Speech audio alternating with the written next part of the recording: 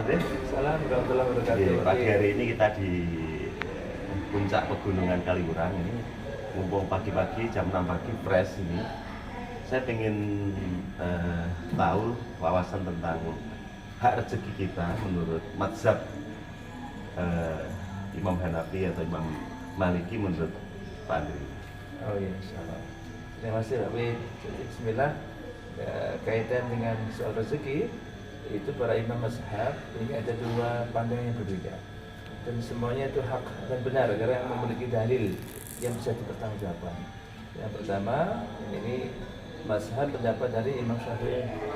Imam Syafi'i itu ketika menyampaikan soal rezeki ini beliau berusia 36 tahun dan baru selesai mengkaji kitab Al-Muwatta dari Imam Malik. Beliau meyakini bahwa rezeki itu hanya bisa didapat atau datang dengan ikhtiar. Jadi harus dijalur dengan ikhtiar.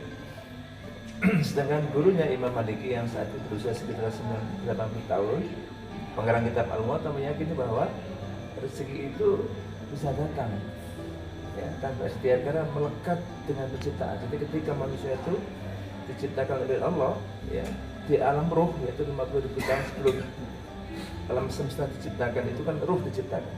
Ketika Allah bertanya, Alastu birabbikum, bukankah aku Tuhanmu?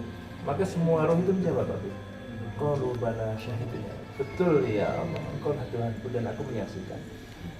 Ya, saat itu sudah ditentukan bahwa sebenarnya Pak Bid ini termasuk konglomerat atau orang kaya biasa itu sudah. Nah, makanya Imam Maliki berdasarkan keyakinan itu berikan bahwa yang penting kita taat saja, kita takwa saja, maka jatah rezeki kita pasti akan diberikan Allah kepada hidup kita. Jadi kita soleh, kita takwa, kita beriman baik dengan orang, suka menolong orang, akhlak itu melekat pada diri kita, pasti kita akan hidup kita lebih dari cukup, Pak. Tidak hanya sekedar cukup, lebih dari cukup.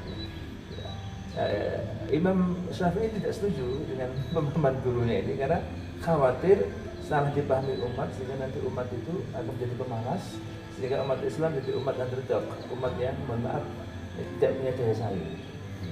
Ya. Sedangkan Imam Maliki tetap meyakini karena beliau membuktikan bahwa selama puluhan tahun beliau dengan beriman kepada Allah, berbagi ilmu, berakhlak baik, rezeki itu datang berlimpah ruah. Ya. Tanpa bekerja, dia Imam Maliki nggak punya keahlian bertani, berdagang, dia hanya ahli ibadah, Pak. Ahli ibadah sama ahli ilmu, Pak. Ya, sampai kemudian terjadi suatu dialog antara keduanya. Contoh di kehidupannya. Ya, itu Imam Syafi'i itu dialog berjam-jam sama gurunya. Sampai kemudian Imam Syafi'i itu mentok, tidak temu Pak. Kemudian Imam Syafi'i izin pada gurunya untuk pulang. Ketika perjalanan pulang, beliau bertemu dengan sekumpulan petani anggur yang sedang panen anggur. Riwayat lain mengatakan sedang panen kurma. Imam Syafi'i karena akhlaknya mulia, maka beliau membantu Pak. Tanpa disuruh membantu. Inilah akhlak, Pak. Ini pelajarannya. Jadi kalau melihat orang lain kesusahan atau ada peluang kita beramal soleh, lakukan. Tanpa melihat siapa dia, apakah nanti kita dibalas. Betul saja, ikhlas saja. Di mana ada peluang berbuat baik, ada sampah, ya kita buang tempat sampah. Apapun itu, jangan melihat besar kecil ya. Tapi esensi kebaikannya ini yang harus kita lihat. Maka Imam Syafi'i membantu, terus dia pamit. Kemudian dicegah oleh para petani, anak muda jangan pamit dulu. Kau telah membantu pekerjaan kami, maka wajib hukumnya bagi kami untuk memberikan hadiah upah untuk. Imam Syafi'i mengatakan, bahwa saya nggak butuh, saya membantu Anda karena tulus sama manusia saling. Oh tidak, harus menolak rezeki itu makruh.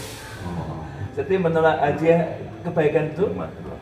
Imam Syafi'i akhirnya diterima itu Pak, diterima anggur-anggur yang terbaik. Nah setelah itu dia nggak jadi pulang Pak. Ya, ini saya bukti nih, saya dapat bukti baru, hujah baru, dalil baru bahwa ini rezeki harus diawali ikhtiar walaupun tidak ada niat untuk mendapatkan upah. Maka dia datang sowan ke Imam Maliki, guru, assalamualaikum, mau diskusi lagi sambil itu disuguhkan, diserahkan pada gurunya sebagai hadiah. Ya, menceritakan Imam Syafi'i menceritakan Pak, apa yang terjadi. Imam Maliki era orang bijak belum menganggap mengatakan bahwa wahai anakku sesungguhnya pendapatmu benar dan boleh jadi hujah untuk umat. Tapi pendapatnya juga benar loh. Mulai kemarin, mulai tadi malam saya itu di rumah nggak kemana-mana. Tiba-tiba saja kamu datang membawa anggur. Ya, kamu mau meraih anggur harus bersusah payah pulang membantu mengangkat. Sedangkan aku hanya duduk di rumah. Sekarang terserah kita mau ikut mazhabnya yang mana. Karena apa yang kita yakini itu yang akan cenderung jadi kenyataan hidup kita. Kalau kita meyakini bahwa ya Allah akan melimpahkan rezeki yang melimpah sangat banyak, tidak ada terbatas kepada kita selama kita bersandar kepada Allah, beramal soleh, berbuat baik kepada sesama, maka insya Allah itu akan datang tanpa asbab kita punya keahlian. Tapi kalau kita meyakini bahwa rezeki itu harus datang dengan ikhtiar, dari situ kita harus bekerja, punya keahlian tertentu dalam bidang keilmuan tertentu, maka itulah yang akan menjalani hidup kita. Maka tidak boleh saling mencela ini. Kalau ada orang diem saja kaya, jangan dituduh saya sultan, Pak. Saya sultan, Pak. Karena keyakinan mazhab Maliki. Sedangkan orang yang dia bekerja keras hanya untuk mendapatkan sesuatu yang kadang cuma cukup untuk makan. Itu pun dia nggak boleh iri dengan orang yang dia duduk saja kaya. Karena Anda harus datang, gali ilmunya. Kenapa beliau bisa kaya? Maka intinya kita harus berprasangka baik, Pak. Karena kenapa? Dalam spiritual meter, Pak, ada namanya spiritual meter itu berprasangka baik itu nilainya 7, Pak. Plus 7, Pak. Sedangkan nanti berprasangka buruk min 7, Pak. Marah itu min 3, Pak. Memaafkan plus 3. Jadi kalau hidup kita tuh mau plus terus ada ilmunya. Kalau mau min juga ada caranya. Mau netral juga ada. Contoh ini, Pak Pit pagi-pagi istrinya marah, mau apa ke Pak Pit. Itu adalah sebuah keluarga min 3. Kalau Pak Pit nanti ikutan marah, maka jadi plus min 6, Pak. Karena Pak Pit marah, istri marah, min 3 kan jadi min 6. Tapi begitu ini diterapkan, istri marah, Pak Pit katakan, Dik, aku njaluk sepuluh, aku minta maaf kalau kamu salah, kalau aku salah.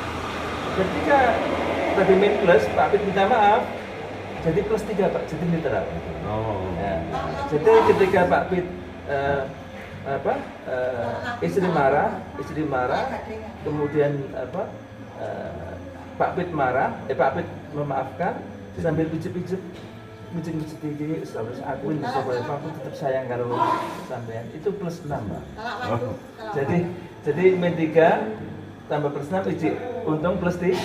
Jadi tadi untuk berprasangka positif berarti. Iya, plus. Jadi prinsipnya ini tadi apa yang disampaikan Pak Andri berarti kita harus selalu berprasangka positif, menolong orang lain, tidak harus memandang siapa itu, agamanya apa, sukunya apa. Jadi prinsipnya kita yakin pada hal yang terbaik. Betul. Jadi perbuatan baik itu akan kembali kepada kita, sekecil apapun. Oke, terima kasih Pak Pati ini siraman rohaninya dan teman-teman semuanya bisa sebagai tambahan ilmu dan keyakinan kita pada Allah SWT. Terima kasih. Assalamualaikum warahmatullahi wabarakatuh. Waalaikumsalam warahmatullahi wabarakatuh.